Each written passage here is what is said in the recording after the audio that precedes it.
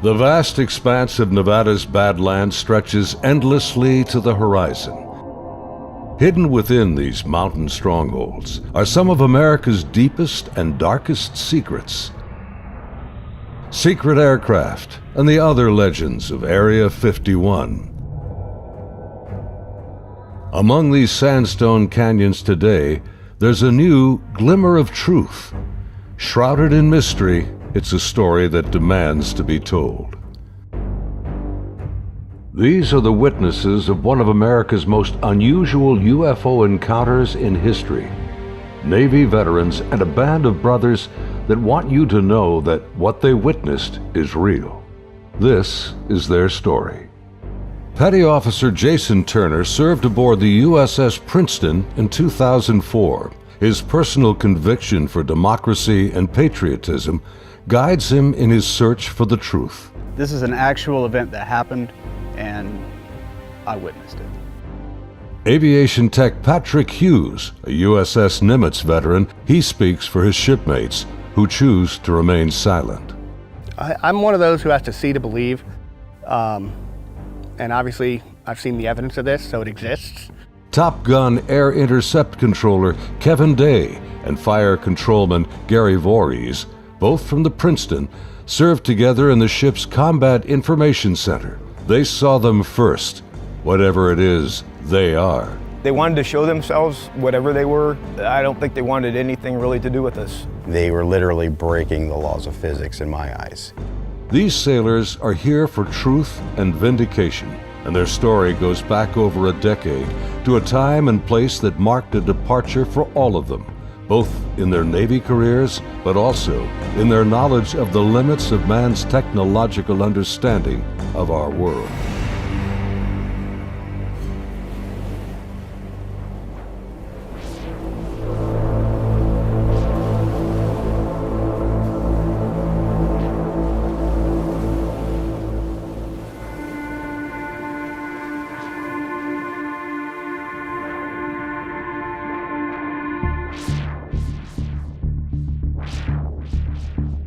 Looking out over the ocean toward the horizon, sun, sea, and sky form an endless vista, a never-ending cycle of tide, wind, and waves. Here, far from shore, strange events have unfolded. These stories stretch the boundaries of our imagination and challenge our beliefs. This is a true story of such events from the accounts of the sailors and naval aviators who experienced them. Professional military service members who want the world to know that what they encountered is real. Even more troubling, our military has no explanation. The answers seem to elude everyone, like reflections on the waves, yet they are out there.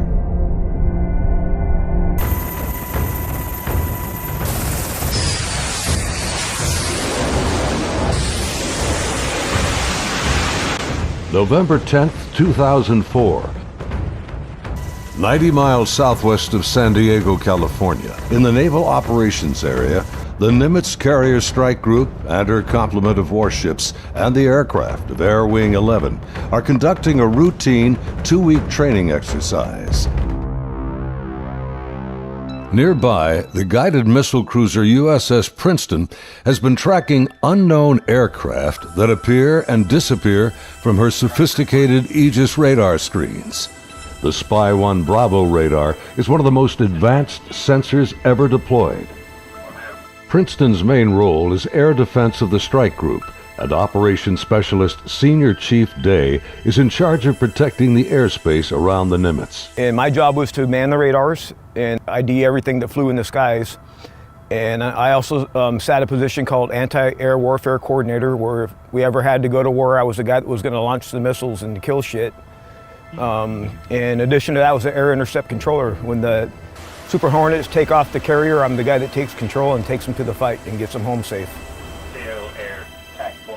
And there was a lot of experience in that room.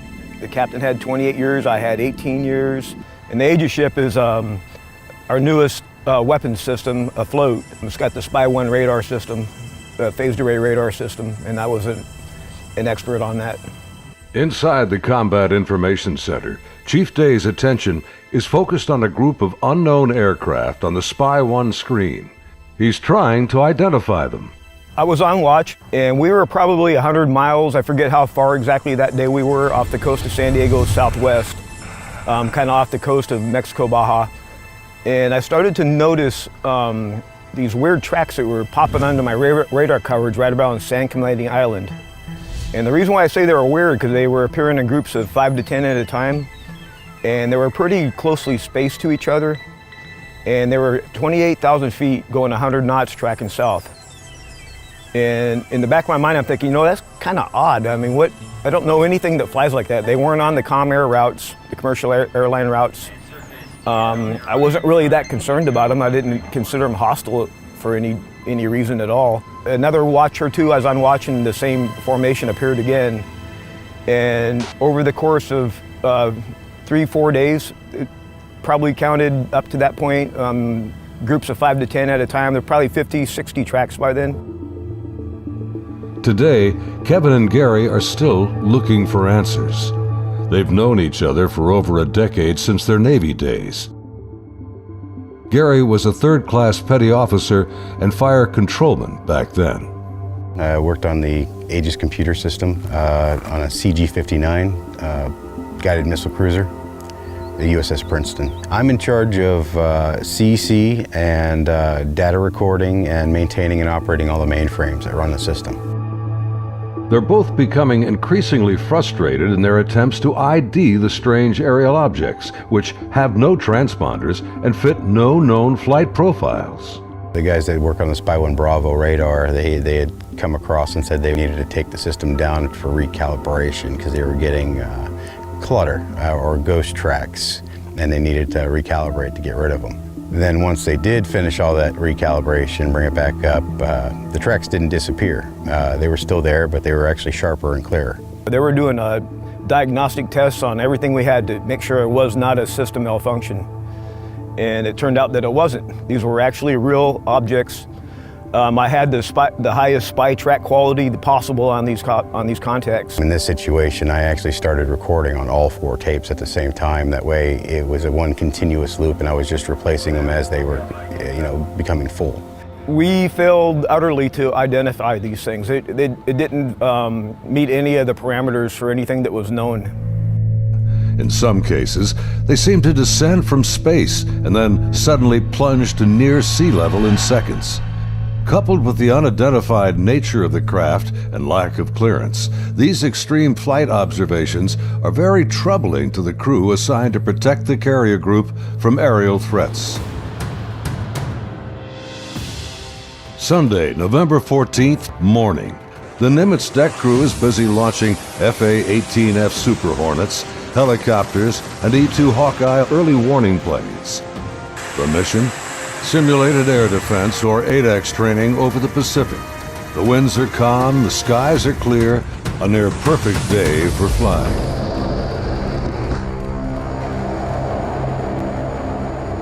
As they launch, the Black Aces Squadron has no knowledge of events happening nearby. In the back of my mind, that's when I determined I was going to become concerned about these objects, is we were getting ready to launch a whole bunch of aircraft in that same piece of sky. Fast Eagle climbs out to 20,000 feet and heads to the cap station about 40 miles south of the carrier. The cap is a rendezvous point used to form up with the other airplanes. Just 25 miles separation. The commander of Fast Eagle has over a decade in the air wing. His wingman for the day is a new pilot, a young officer on her first carrier deployment. She's paired with a senior pilot, her backseat weapons system officer for the mission. He will manage navigation and the advanced radar and targeting pods on the aircraft.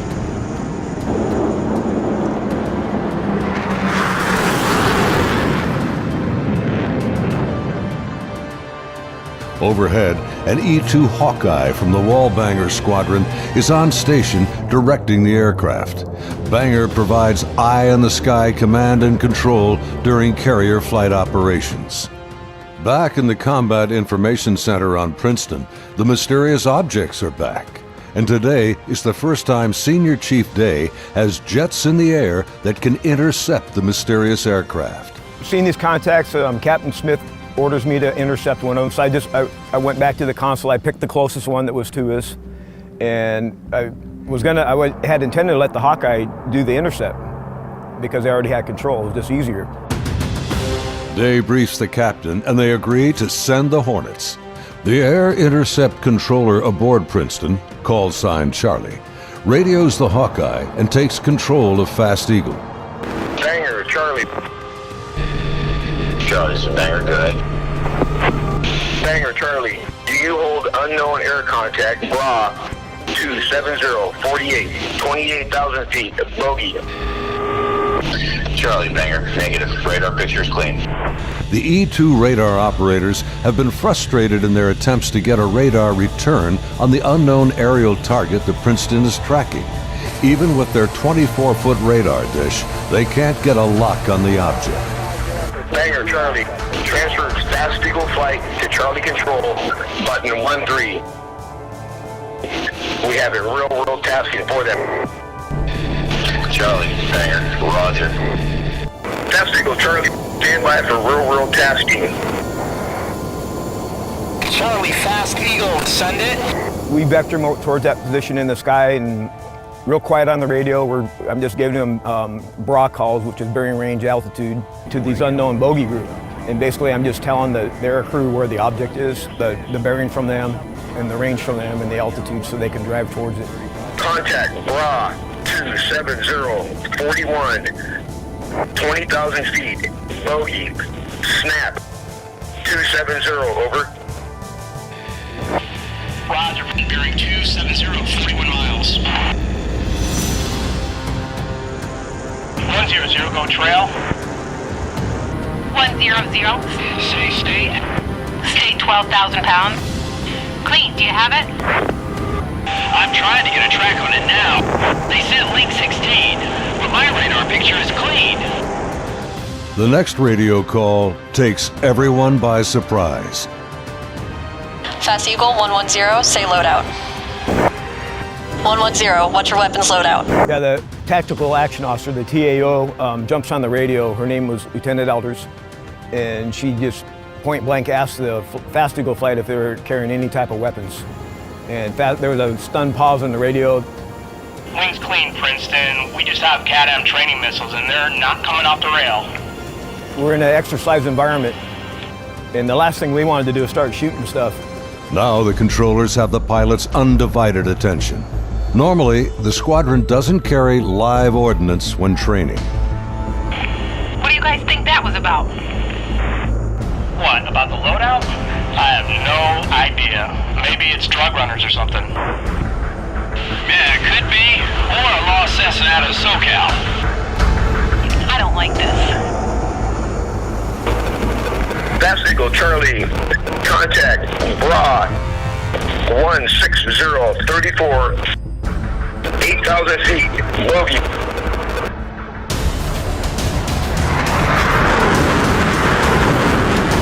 Roger, 34 miles at 8,000.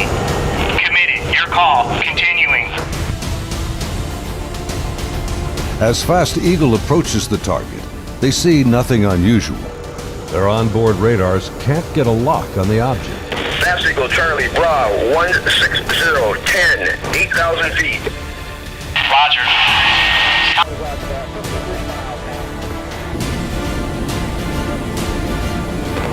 Fast Eagle, Charlie, merge plot. Basically what the merge plot means on the radar, you got two objects in the same vertical piece of sky, so when I'm looking at the 2D display, it looks like a one radar blob now.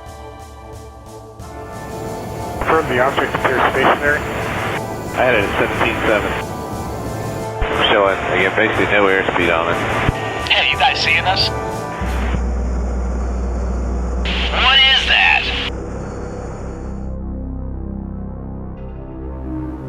As the Super Hornets approach the target, they see a disturbance on the ocean surface. It's about the size of a 737, and it looks like something could be just below the surface. 100, anchor here, Angels 24. Roger. Charlie, Fast Eagle. We're observing something in the water here, possibly aircraft in the water at the merge plot, just north of our position, about 2 miles. Charlie, roger. I'm descending to Angels 14 to take a look. Do you think that's our unknown? Man, not sure. Radar's clean. As soon as he got to the merge plot position, the object that he was intercepting dropped from 28,000 feet down to 50 feet above the water in 0.78 seconds, as I found out later the next day. As the Super Hornets get closer to the ocean disturbance, he suddenly spots another craft above it, a much smaller white object with an oblong shape, hovering, then darting just above the waves.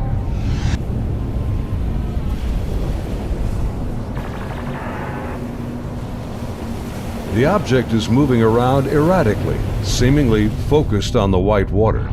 The shape is similar to a Tic Tac. It's smooth like porcelain. It's not an airplane.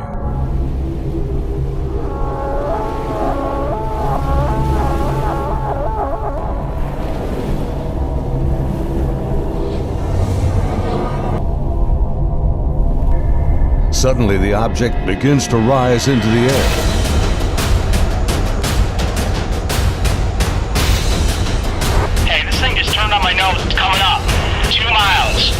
The strange craft begins mirroring the turn rate of Fast Eagle. Charlie 1 Polgate, 287, 2 miles, Angels 5. The object is now at his 3 o'clock position as he continues to turn with it. He's turning hard, 3,000 meters. We had the external communications in the speaker in combat so everyone could listen to it. And the next thing I hear in the radio going, oh my God, I'm engaged, I'm engaged. 1,000 meters, he's southwest, Angels 8.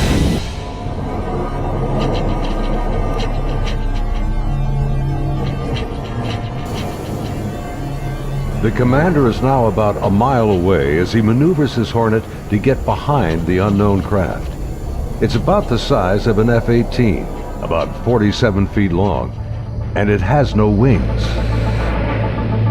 As the dogfight unfolds, he quickly turns and dives to bring his jet's nose ahead of the object to close the distance.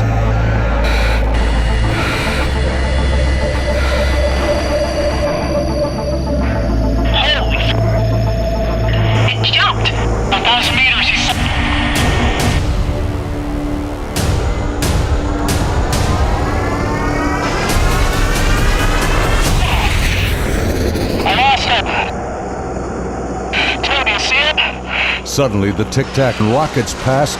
It's gone beyond the horizon in the blink of an eye. I saw it go 137. No tally. That didn't just happen. Say again. Fast Eagle Charlie, sir, you're not going to believe this, but the bogey group is now back at your cap station.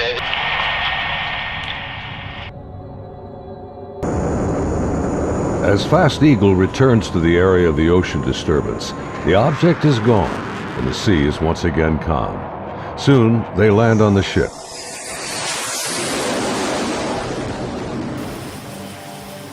Back on board Banger, the flight crew has been listening to the radio transmissions from Fast Eagle. The crew has been tracking the intercepts on their advanced display systems called the CEC. One of the radar operators, who wishes to remain anonymous, describes hearing the fear in the pilots' voices, and he knows this is no drill. I had a good friend who flew on the Hawkeyes. We've been calling him Roger to protect his identity because he didn't want to come forward at this time, but he wanted to contribute to the story to verify that it actually happened. So there were 5 people in the airplane. Roger would have been sitting in the radar officer seat, which is towards the back middle of the plane. To the side of each one of them, or behind them, depending how the chair's rotating, is a window. Suddenly, his attention is drawn to something outside the Hawkeye. He and the entire crew watch in disbelief as a Tic Tac object suddenly forms up on their E2 and then just as quickly shoots away from sight. The crew is left in disbelief.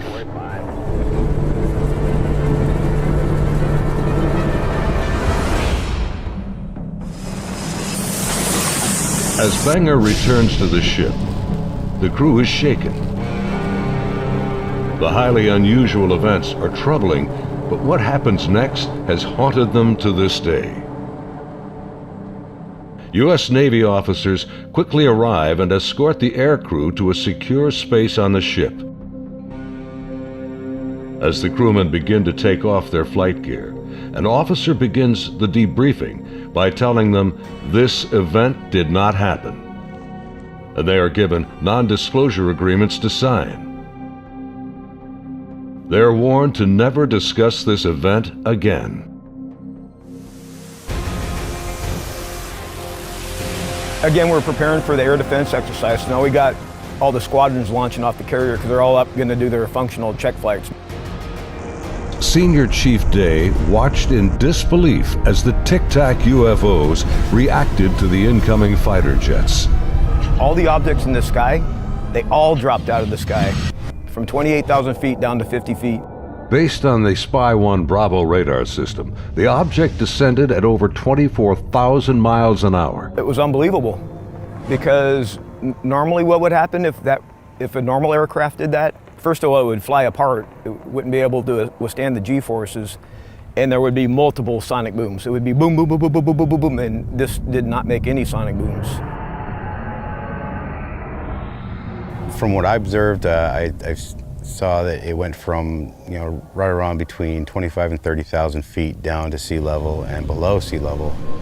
Contact, tag number 042. Below sea level was confirmed to me by the actual sonar techs that were in combat, in communications with other techs that had said they had an active track on it under the water.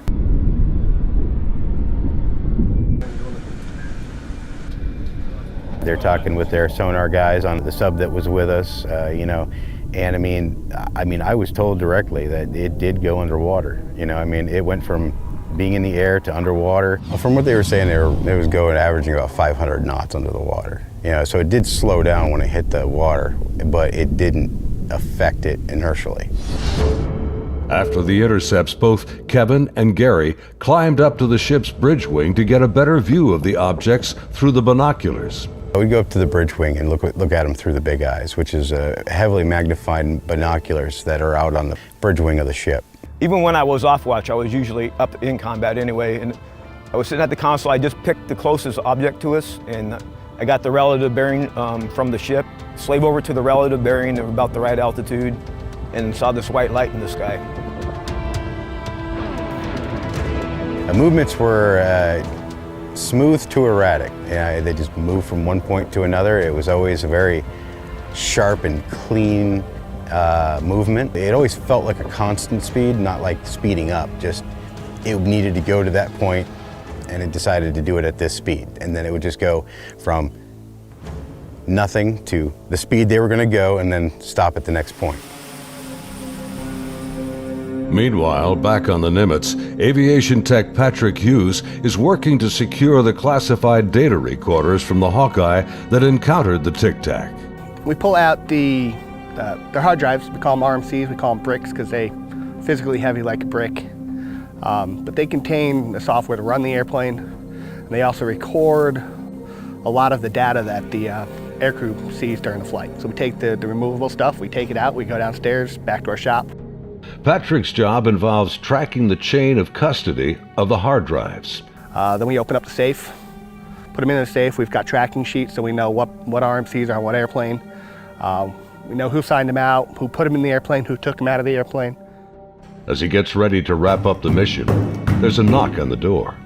Our commanding officer's there, two other guys in flight suits who I'm assuming were Air Force officers, because pretty sure that's the insignia they had on. But they were not on the ship earlier. I did not see them come on the ship, so I'm not sure how they got there. But the skipper basically said, I need the bricks off the flight. We opened the safe, we put them in the bags. He took them, he took his two anonymous officers and left. The officers, with the classified hard drives in hand, soon board an HS-60 Seahawk helicopter and leave Nimitz.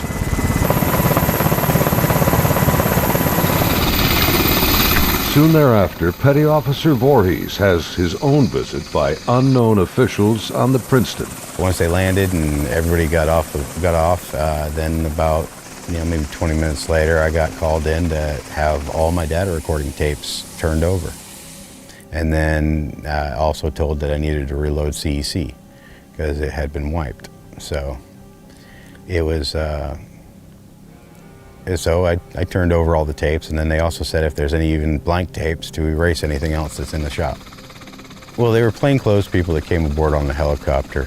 It was my chain of command that took control of the tapes from me. The helo left with them after that, so because we went right back to flight ops. The link between the Tic Tacs and these men is unknown. How they became aware of the UFO encounters and how they arrived so quickly on board after the event is also a mystery.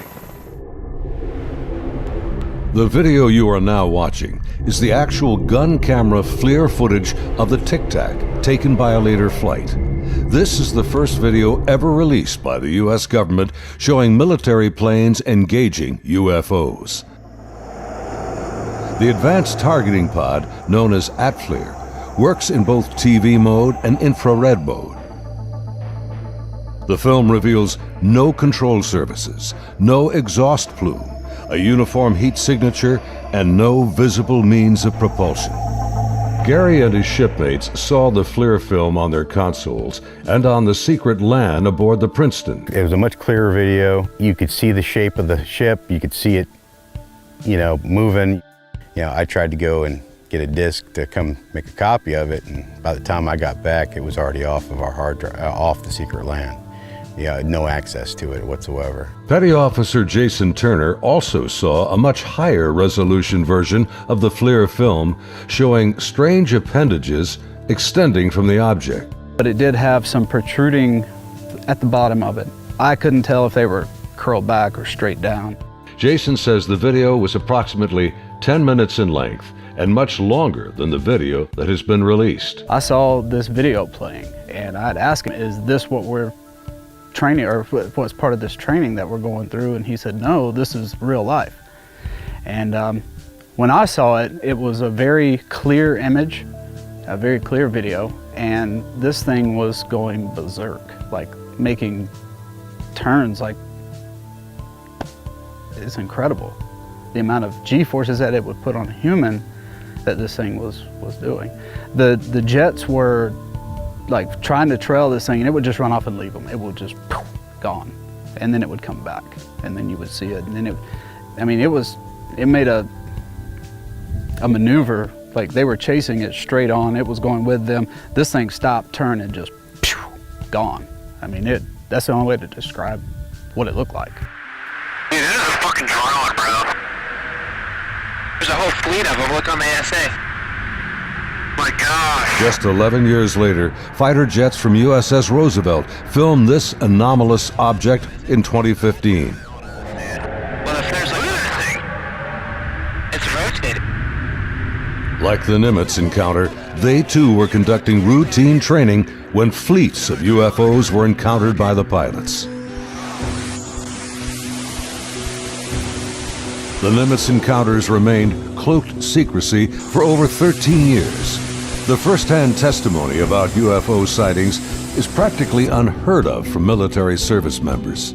Thanks to the brave and honest accounts of the sailors and naval aviators who have come forward to relate their experiences, and of the remarkable videos they filmed that day, the silence has been broken. I dealt with this all on my own for many, many years, and it was not a very pleasant journey to go through, because no one really believes you. But now things have changed, and anyone out there that's struggling with this and wants to reach out, there is now a group that you can reach out to and get help and support and vindication. It's honestly been a little relieving to be able to actually talk about it and how important that event really was, and not just keep blowing it off. There's people out here that really need to know and want to know, and you have the support of me and Kevin and my other shipmates that have come forward and decided to talk about it. My role is to describe the story and convince people that yes, this event really happened and these objects were really real, but what they are, I have no idea. It is something. I want to know what it is. That's the whole reason I chose to come forward to contribute to the story, because there is a story here, there is more information here. And the more of us that talk about it, the better chance of the full story coming together. And it's vindication for us that other people are looking into it, and you know, we finally tell our story and people listen.